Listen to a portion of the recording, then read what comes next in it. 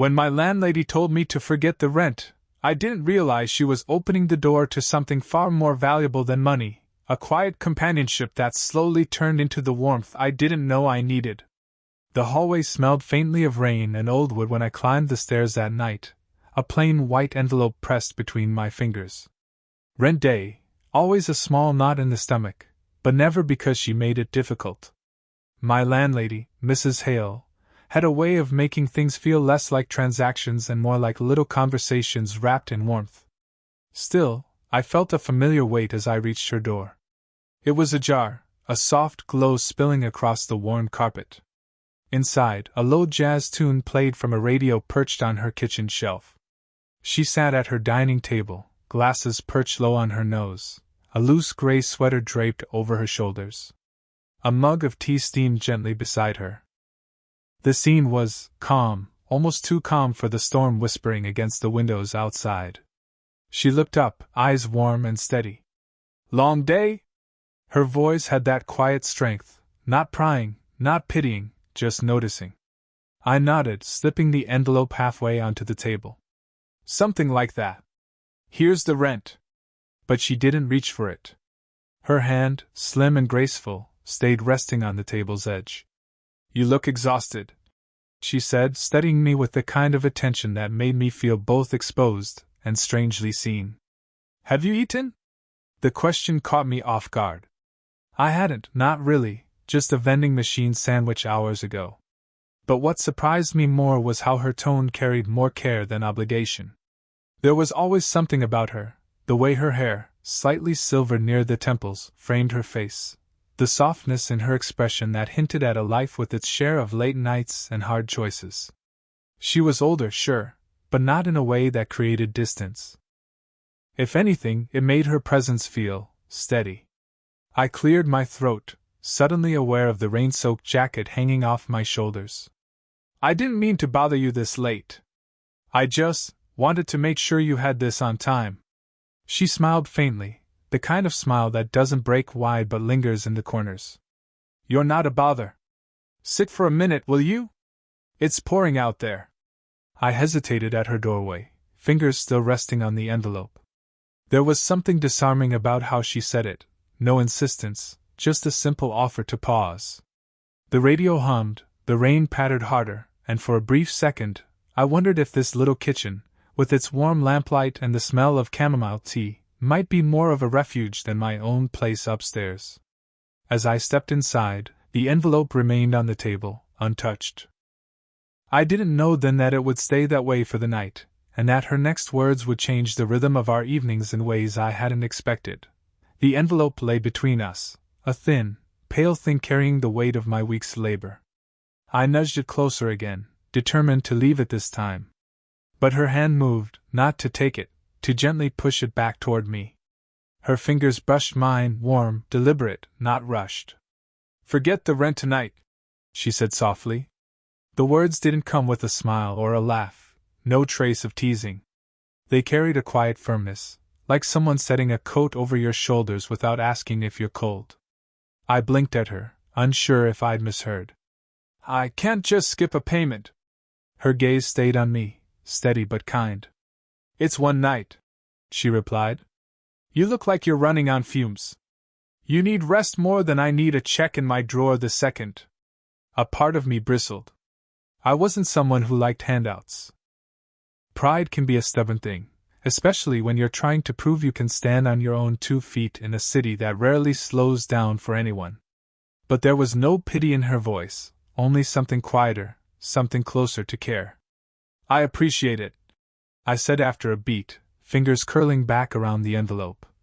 "But I don't want you to think She interrupted gently. "Think you what? That you're taking advantage?" Her head tilted slightly, strands of hair slipping free from the loose knot at her neck. "You've never been late, never caused trouble. Let someone do something decent for you once in a while." There was a silence after that, not awkward, but heavy with unspoken things. The rain tapped at the windowpane.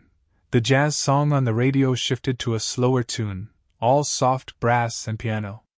I studied her then, really studied her, the faint lines at the corners of her eyes, the calm in the way she sat, one elbow resting lightly on the table.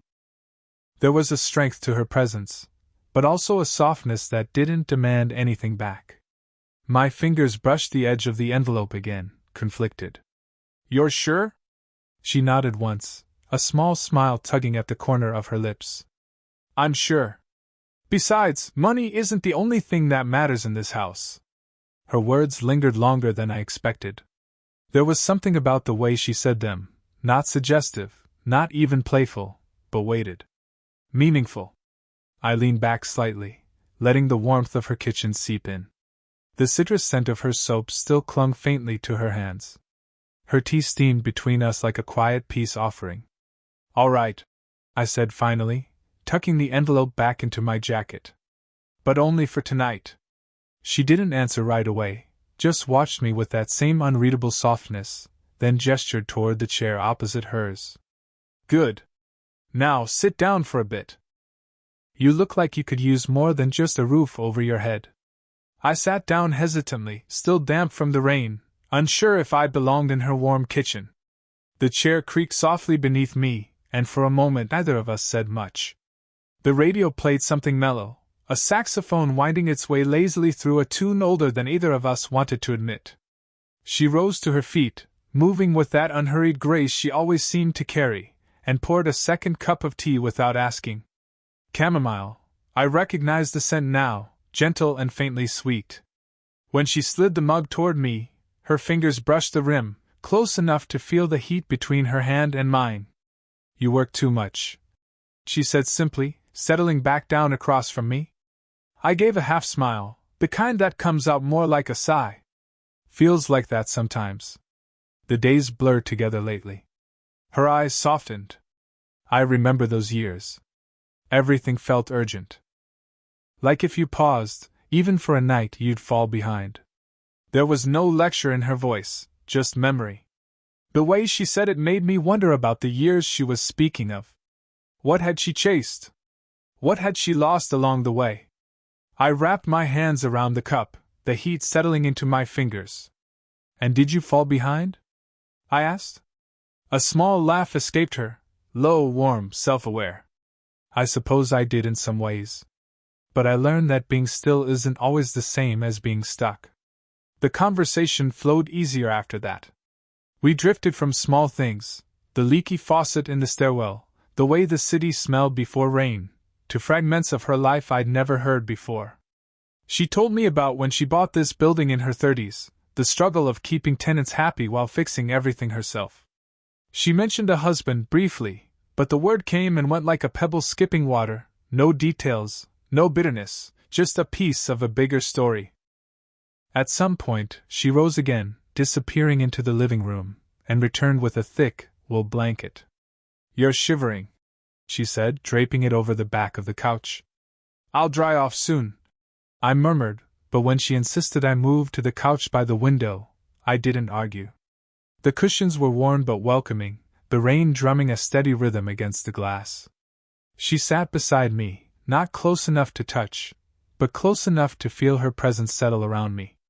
The air between us carried a quiet hum, the kind that doesn't ask for words. For the first time in weeks, I felt the weight in my shoulders ease, not because my problems were gone, but because someone had noticed them without asking for anything back. I glanced at her, the lamplight catching in her hair, and found her already looking at me, not with expectation, just with a calm that made me wonder how long I'd been missing this kind of evening. The clock on her wall ticked softly, almost in rhythm with the rain that still traced delicate lines down the window. I hadn't meant to stay this long. What was supposed to be a quick drop-off had turned into an evening that felt strangely suspended in time. When I finally stood, the blanket slipped from my lap, pooling quietly on the couch. "I should head upstairs," I said, rubbing at the back of my neck. "Didn't mean to take up your whole night." She glanced at the clock too, then back at me with that same mild, knowing look.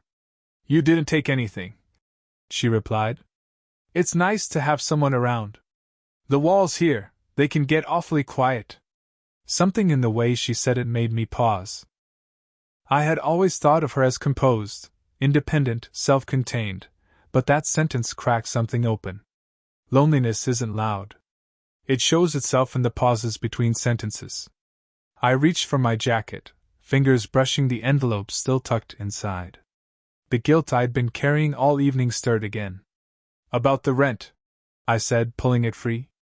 I still feel wrong just walking away with it. Let me do something. I'll pay in other ways if you'll let me. The words came out before I had time to dress them up. As soon as I heard them, I realized how they sounded, too blunt, maybe even suggestive if twisted.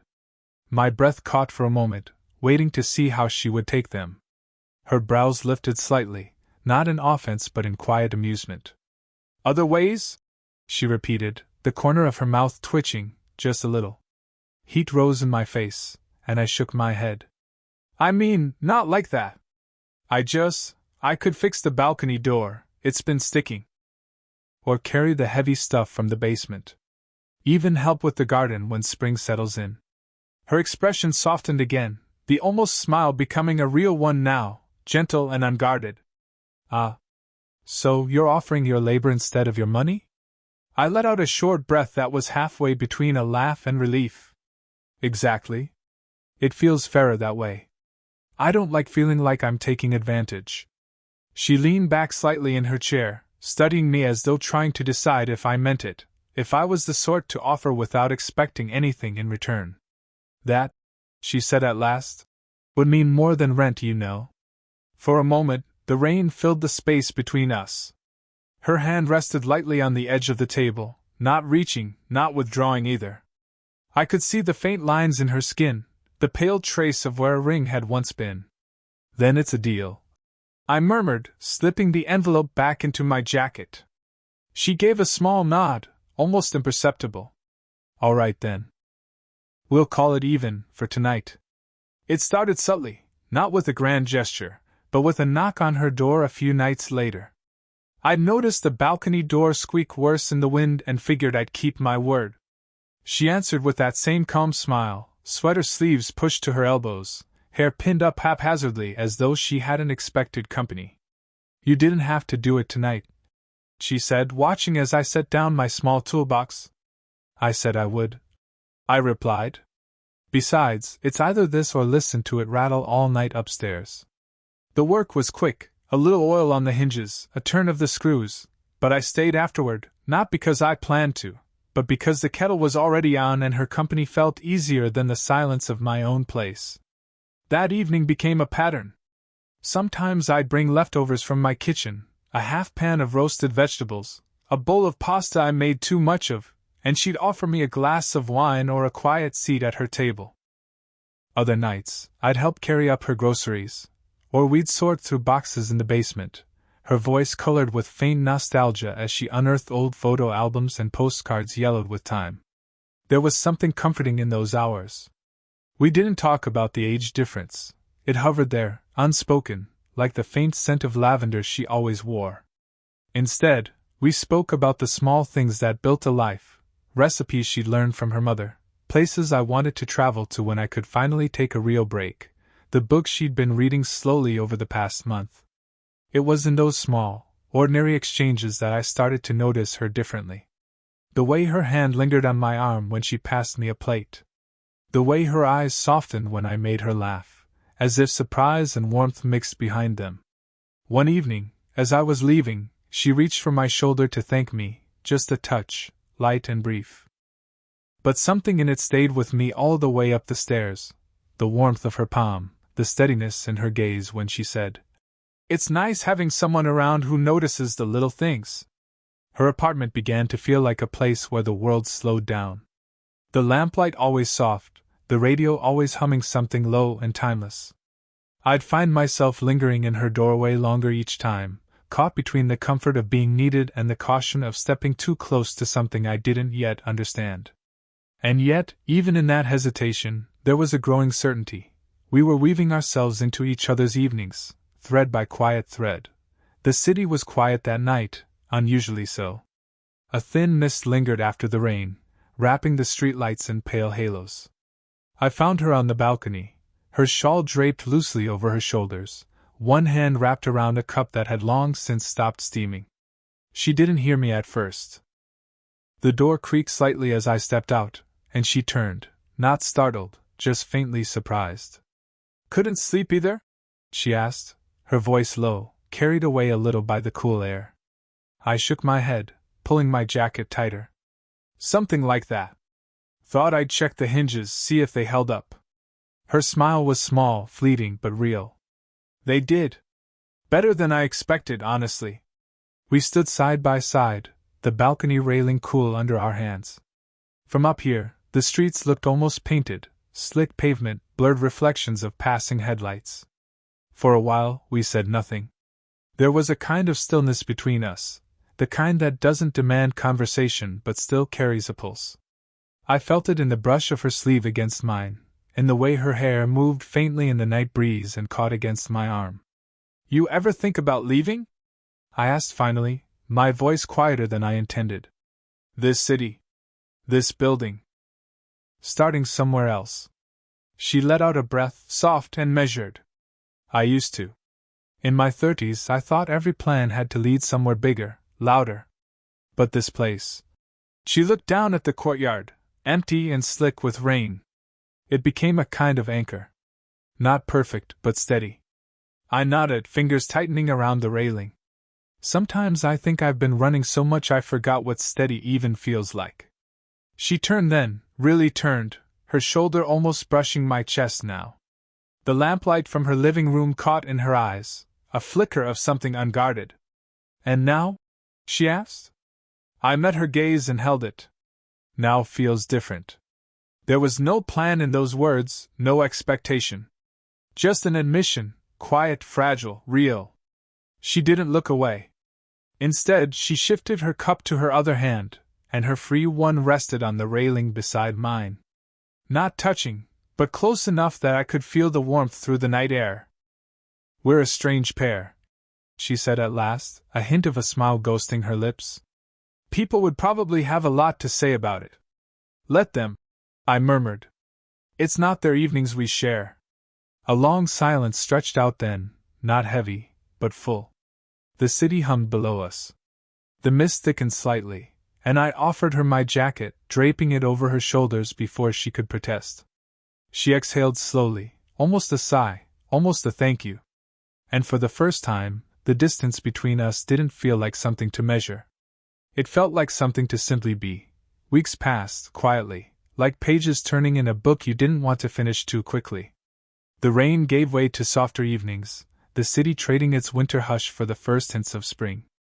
I found myself carrying more than just tools to her door now, bags of fresh produce, a loaf of bread still warm from the bakery, a habit of knocking twice before letting myself in. That night, her kitchen smelled of rosemary and garlic. She was already at the stove when I came in, sleeves rolled, hair loosely pinned, humming along to an old tune on the radio.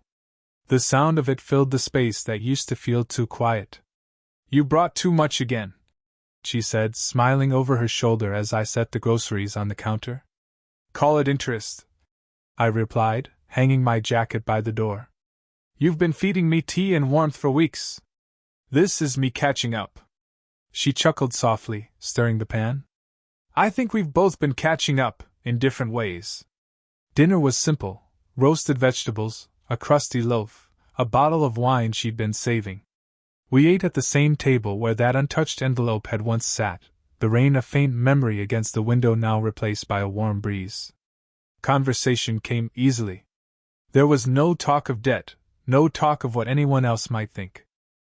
Just the small, grounding details of two lives slowly finding a rhythm, her plans to repaint the stairwell, my new project at work, the way the courtyard smelled after it rained. After we cleared the plates, she set a kettle on and leaned against the counter, arms folded.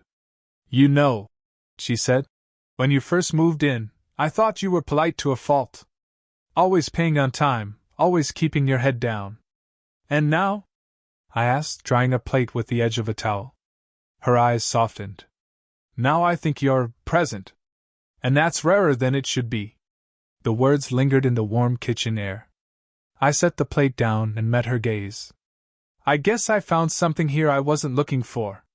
She reached across the counter then, her hand finding mine, fingers curling just enough to hold without gripping. Me too, she said quietly. It wasn't a confession, not in the dramatic sense. It was an acknowledgement of the evenings shared, the quiet gestures, the unspoken understanding that had turned two separate lives into something that felt like one space. Later, as I headed upstairs, I glanced back to see her at the doorway, a faint smile in the lamplight. No words this time, just that look, steady and warm, like a promise kept without needing to be spoken aloud. Home, I realized, wasn't about walls or rent paid on time. It was about the softness that waited for you at the end of a hard day, the tea that stayed warm a little longer than it had to, the presence of someone who noticed when you looked worn down, and offered a seat instead of a lecture.